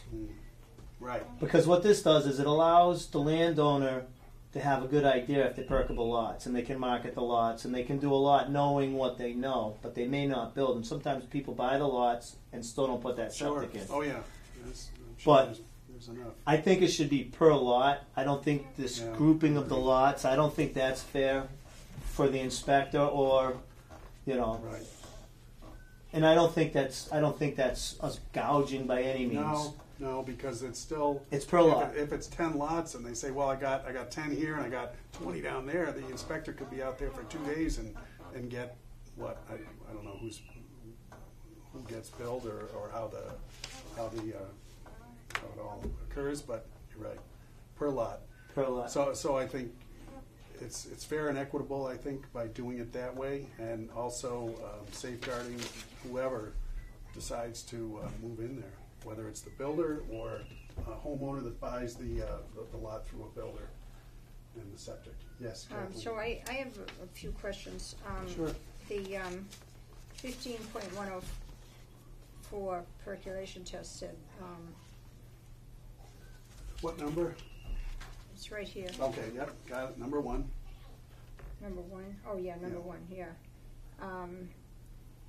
That the test may be deemed valid for an indefinite period, providing the soils within the site of area would remain undisturbed and unaltered. So, and then that was qualified by this 2-year business. That would have been the original perk. This says indefinite period, and then it was changed to make it every 2 years. Every 2 years was Charlton. I'm sorry to. No, that's fine. Sorry? Every 2 years was a Charlton scenario that I understand Jim.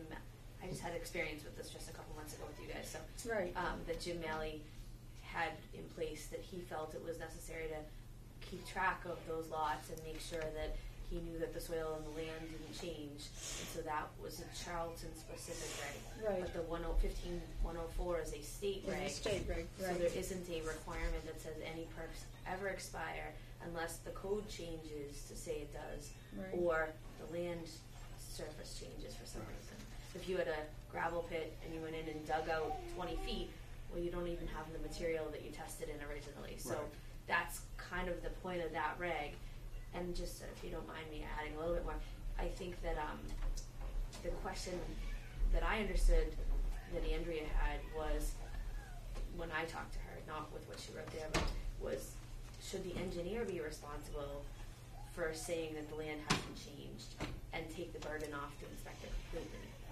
And then that would take the $75 right off the table, because now the engineer is the one qualifying that this land is still as it was when it was perked. Right, and that's what Andrew explained to me last week, and it seemed reasonable to me. That it should be the engineer, not. I don't think not either way is wrong. Right. Really, I think that the code is what it is and Yeah. allows you to say you want your eyes from your inspector, Yeah. but also it gives that ability. Right. Well, the But I engineer would do be agree. more. I do agree with Matt that it should be each property. Yeah, I'm not okay with that. because you could have 2 properties next to each other, one could perk and one not. So it doesn't make any sense to make And them. I don't think they were coming every 2 years, because I looked at some that were more than 2 years old that they asked for extensions on. So I think they are kind of coming to you when they're ready to do the project. I think Right. that's already kind of happening. Yes, and that's what we want to do. We want to safeguard whoever moves in there. We don't want somebody having a failed And could I septic just system. ask one more question? Yeah, sure, that's what we're So here for. how often does if the land hasn't been disturbed, is it likely that the property will perk one time and then not again in 2 years? It's Is a that- is valid perk.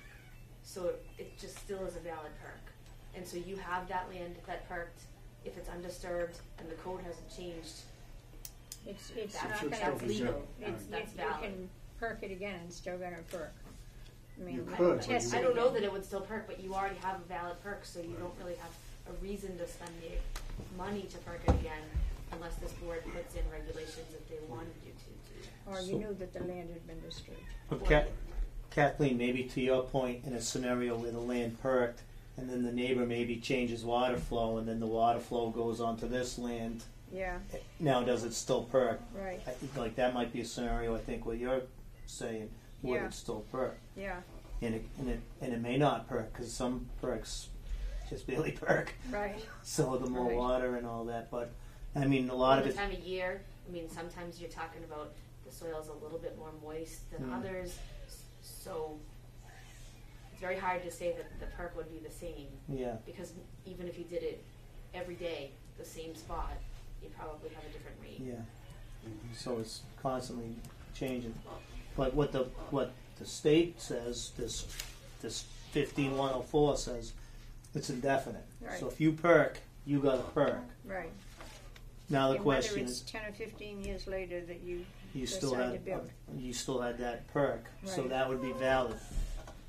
Now the question is, how much do you owe in town fees?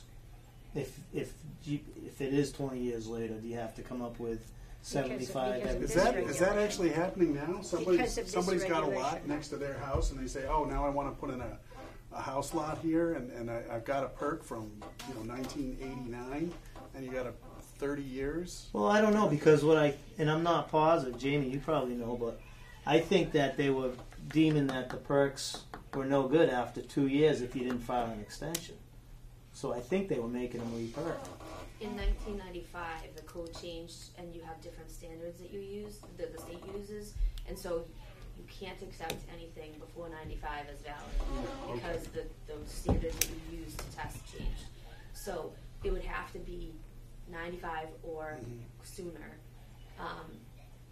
But I personally, I don't see any reason that if you have a passing perk, you may not ever get the same rate again, but I think you've proven that it's a passing perk. Right, I agree. My own personal opinion. Yeah. Especially if you have somebody qualified. So we're back to the question now: engineer versus inspector. Who goes out there and has the expertise that says, "Hey, this is looking at the plan and looking at the scoop up a little bit of dirt or ground or whatever. This land has not been disturbed since whatever. In this case, 2008 or 2006. My initial thought was it'd be nice from someone from our office to witness it, Right. but then kind of thinking it through a little bit, a third party, a licensed third party is a licensed third party. So if we had a licensed engineer go out and do it, I feel as though they're going to be accurate in what they see. Sure, They've because got their licenses, license is and on the line. They're the ones Potentially. ultimately stamping the Right. Yeah. thing at the end, anyways. So I'm okay with having the engineer do it. It kind Yeah. of makes sense if I Yeah. think it through. It I- makes sense. I took soils and geomorphology in college, but I wouldn't feel qualified to go out there and say, it doesn't look like it's been disturbed. I Yeah. have no idea. Yeah. So I'll leave it up to the engineer. Kathleen, what's your feeling? I'm She's still thinking. I'm just this is outside my knowledge area, so it's a little bit harder for me. But I basically agree with Matt that it should be the engineer Yeah? that seems reasonable to me. I think some of it may come down to the purse strings. In other words, like who should get that $75? Should this Right. office get it? Should the engineer get it? Right, And that, for me, it's not about the money. yeah, I just want to make sure that The that it's properties. undisturbed. Yes. Right. And I do feel as though, obviously, if it's someone from this office, we know it. yeah. But I also feel as though if it's from any of the engineers that are going to design and stamp these plans, I also have faith in all of them. Yeah, So I'm good with it, and I think the engineers probably the way to go. yeah, Mhm. okay. And, we've always said, since I've been on, the short time I've been on the board, that it's for us, it's not about the money. 'Cause Right. we have a finance committee for that, and we have other regulations and town meeting and everything. But for us, it's just about what's best health-wise for the Get an citizens. expert out there, as long as they're getting paid a fair rate to go out there and inspect and stamp it off as it's undisturbed, it looks good, it should be good to go. All right, so Mr. Chairman, I'd like to make a motion, if I can word it properly. Paraphrase. Um, I'd like to make a motion that we allow perk tests to be valid as Title V allows in 15-104, indefinite, for an indefinite period of time, provided that the soils within the site evaluated remain undisturbed and unaltered. If the period expires, meaning more than 2 years plus a 1 year extension, that there will be a third-party engineer that is required to inspect the site to make sure that it is undisturbed and unaltered. Second that. Any discussion? Can I just clarify it? Yes. You mean the engineer of record that's going to submit the plans eventually. You don't mean another engineer, right? So if XYZ Engineering is going to submit the plans, then they're the ones that have the ability to go out and certify. Or, well, That's how I would. yeah. That's how I would think about it. That's the way I was thinking of it, too. That's the way I was thinking of it too. Okay. But to be honest with you, if it's a licensed engineer, I'd probably be okay with that anyways. Would I just want to make sure that it would still satisfy you, though, if XYZ engineer that submitted the plans was the same engineer that did that site eval, because in 99% of the times I can only imagine that's the way that it would go, because that person's going to be on site anyway Yeah. to do topography and all of that. So I just... Yes. He said an engineer, so that would cover Okay. the original. The third party engineer. is what I wanted to make sure. It wasn't like an unrelated party.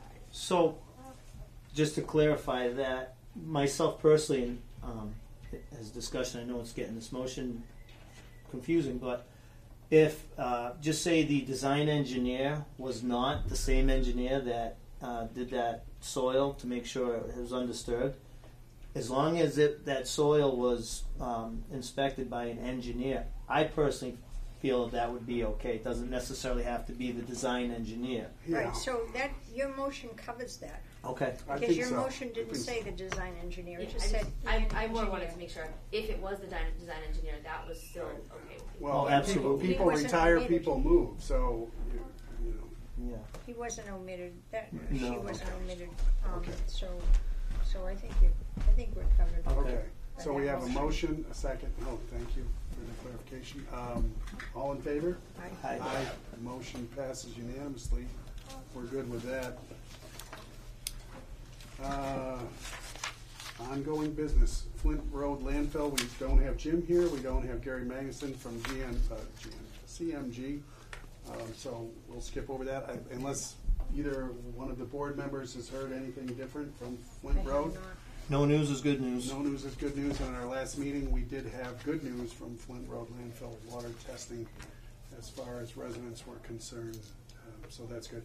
We'll move on then to H-Foot Road, Berry Corner Road, and Eleanor Lane. We do have the widings from that area here. Would you like to say anything? How's the construction going up there? I haven't been getting any nasty emails, not directed to me, but with any issues, so does that mean I good? think they've been going well. I do The want road. to say thank you to the very professional tree service that has been working up there. Very professional, left our yard better than it looked when they started. Great. Doing some fantastic work on the road and really doing a fantastic job. So I just wanted to. So say is that thank tree you. service doing all the, your neighbors and so forth as well? Right down the whole road, yes. Oh, okay, all Yeah. right, okay. I wasn't aware of that. Advantage. Anything else? Construction, I guess, now that the ground is thawed, is construction for laterals? How we doing with laterals going into yards? I haven't seen anything with the laterals into the yards yet. They're still working on the road with the tie-in parts, like last year with the pipes coming up for where they're gonna tie in. Okay. There was a lot of houses, us being one of them, that didn't have them. That's what they're putting in. And So- fire hydrants as well, right? I think that Yeah, was there were discussed. more at the- hydrants that went in. So that'll be nice. Maybe you get a discount on your homeowner's insurance, a little bit. So as far as the construction, from what I've seen, they're doing what Mark said, and those are considered the curb stops. So you have the main line that runs down the road, and then you have the curb stop that comes from the pipe to the curb, and those all have to be pressure tested, water tested, chlorinated. From that point, then the tie-ins go from the curb to the house. Okay. None of the tie-ins have started yet, but they're still working on the curb sites. I know they have several crews, or at least 2 crews out there working. I think construction, as far as the traffic, they're doing the best they can, but it's terrible up there. I mean, if you don't figure out where the crew's working, you're getting rerouted, bumpy roads. So there's nothing. It's brutal, to be honest with you, up there. Everybody's doing the best they can, but it's totally under construction. And this time of year where you get frost heaving, I can just imagine. Well, it's the mud. It's yeah, we got a lot Yeah, of rain. now you're getting mud and stuff, so where they're digging or whatever, like what we just had, going home, where you're going through is just gonna be, I mean, coming here tonight before it rained, as you drive over it, you can just feel the vehicle just kind of sink and slide in the areas that they dug, so I can only imagine it's that much worse now. Are cars getting stuck or? Not stuck, but I mean, I guess it depends on the vehicle. I know with my truck, I can really feel it when I go off the pavement into the dirt. I can feel it sink, Like driving on a sponge. and Right. yeah, you can feel it. You like slide or kind of when you're Yeah. in mud. So and it's tight, and the buses are trying to get by, and the construction's in the road, and it's. I mean, The half the buses time. have been doing. Sorry, to interrupt. The buses have been doing a phenomenal job too. I've watched them go through with, an inch on either side, Yeah. and they just go right through. They've done a fantastic job. Although our mail service, the bus can go through, but a little mail truck can't. So Mm. we'll go 3 days or more without mail, which in some people's cases may be fine. With me running a business, that's not so fine. Mm. So What do you have to do? You have to go to the I post stop in the office morning on the way to yeah, drive and say, hey, we haven't gotten Grab it. mail in 3 days. Can I pick it up? Because it's raining and we don't know if we're going to get it. right. So I mean, I get product shipped to me, UPS, FedEx, stuff like that. I don't know if I'm not getting stuff because of that. If they can't get through too, that's always a concern. So I had a couple of questions on. One would be the pump house. Where are we at on that? Because they can't pressurize the lines and do testing, as far as I'm concerned, until the pump house is in and we're tied into that. So are we still on track? Where are we on that? I saw activity there today after 4 o'clock, so they're doing something. What stage they're at, I don't know. But last week I didn't see any activity over there. So it looks like, I believe that's RH White crew doing that, or Whitewater. So there's action, whatever that means. And Doesn't Jim Philbrook go to the construction meetings that they hold? Was it once a month or so? they had one today. Did they? I was just I know what you're saying, how they gotta pressurize the lines, they gotta test them, they, clean them, the whole thing, but none of that can be done until it's connected. Pump house isn't there, and I know that the line that's in the road hasn't gone across 169 yet to connect to it, so, I mean, all that is dependent upon all that being done. I just wasn't sure, if they're still on track of Yeah, and where they're at. And the idea was to get you water, what, by Thanksgiving, is that right? Your guess is as good as ours. We've been told at different things, but that would be the other question is, speaking to Fabio down there, I asked a question about Eleanor Lane. They haven't even put the line in the road yet. So is that going to hold us up, or is there a shut-off where they can connect us in Berry Corner and get water running, and then continue with Eleanor Lane?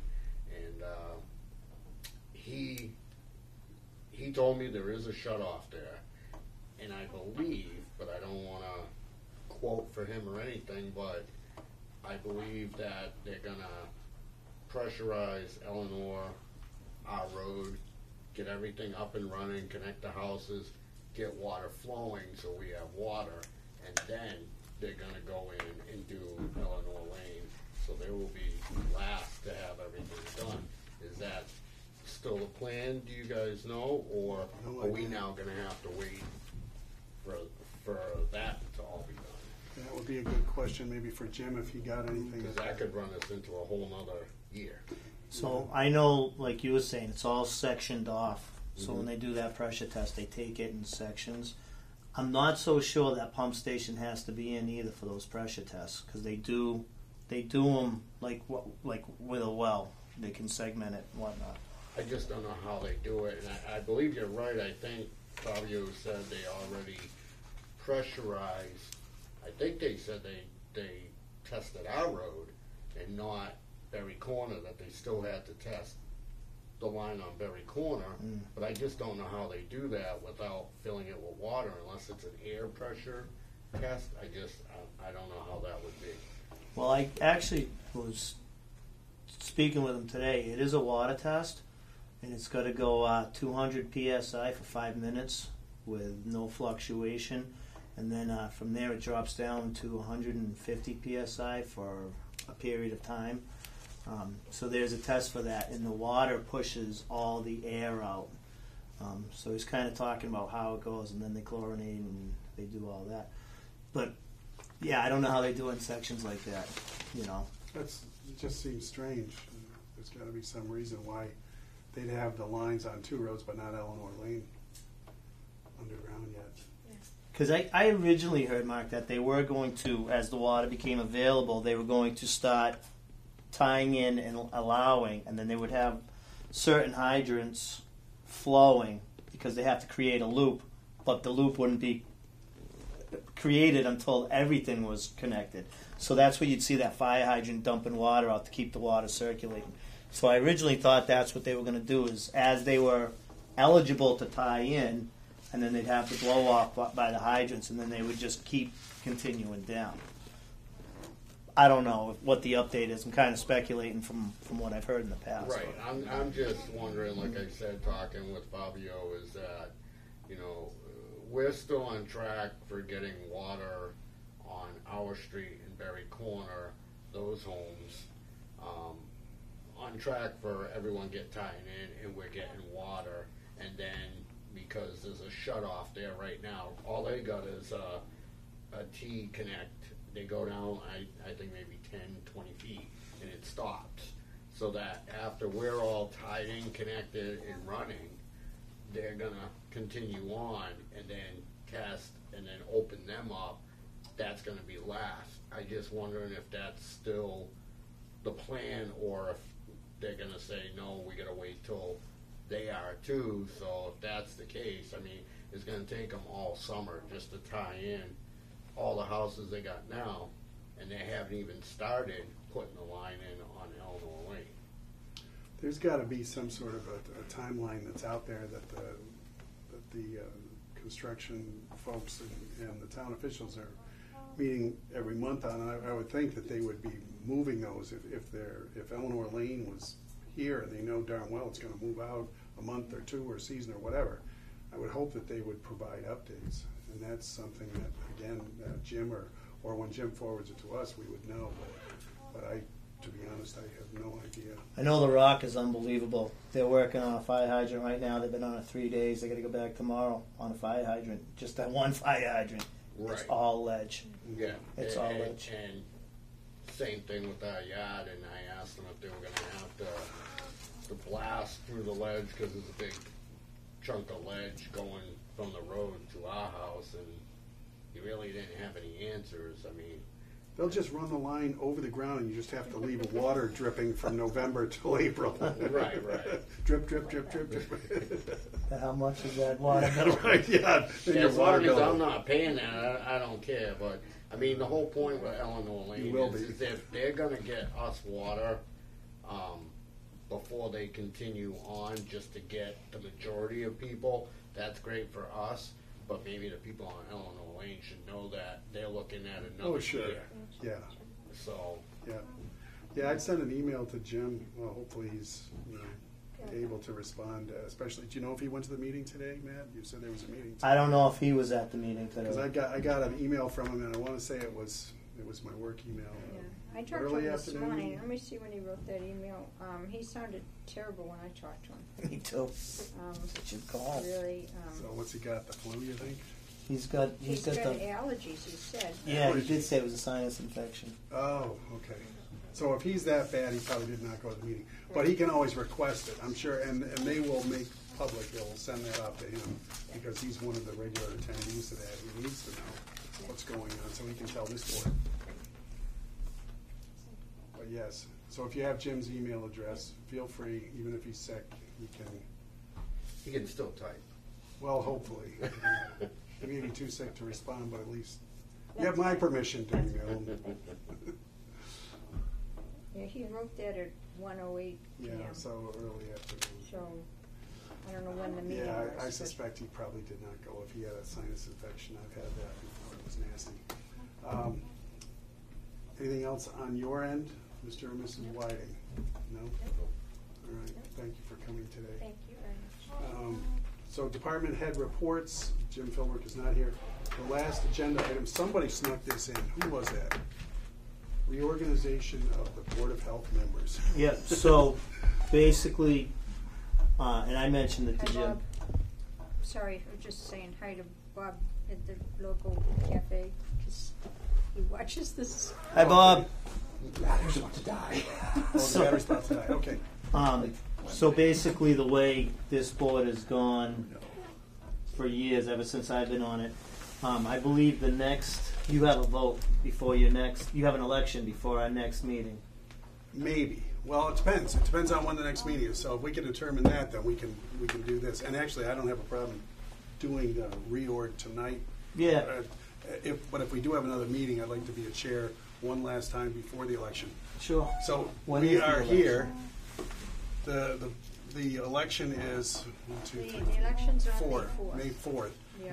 So if we want to do a meeting 3 weeks from now, which would be The 30th. the 30th, April 30th, I think we should, if your schedules allow other members. I'm around. I'm good.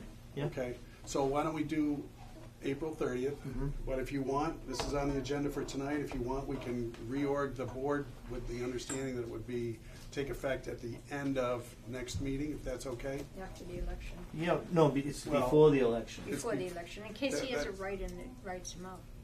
Well, even then, it wouldn't matter, because It's that highly person would unlikely. take, well, we'll see what happens, but So- regardless, So what all right, Mr. Chairman, yes. I make a motion that we table the reorganization of the Board of Health until our next meeting of April 30th.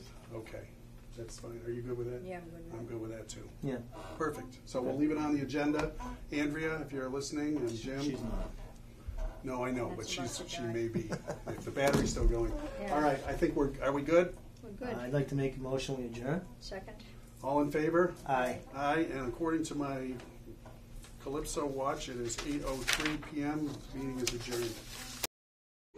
We gave The health Hold on, get in on that. Taylor He's from Gagner Sturbridge. Hey. was on best behavior during this Board of Health meeting, Look at that. and the town of Sturbridge assessors said he could be the next president.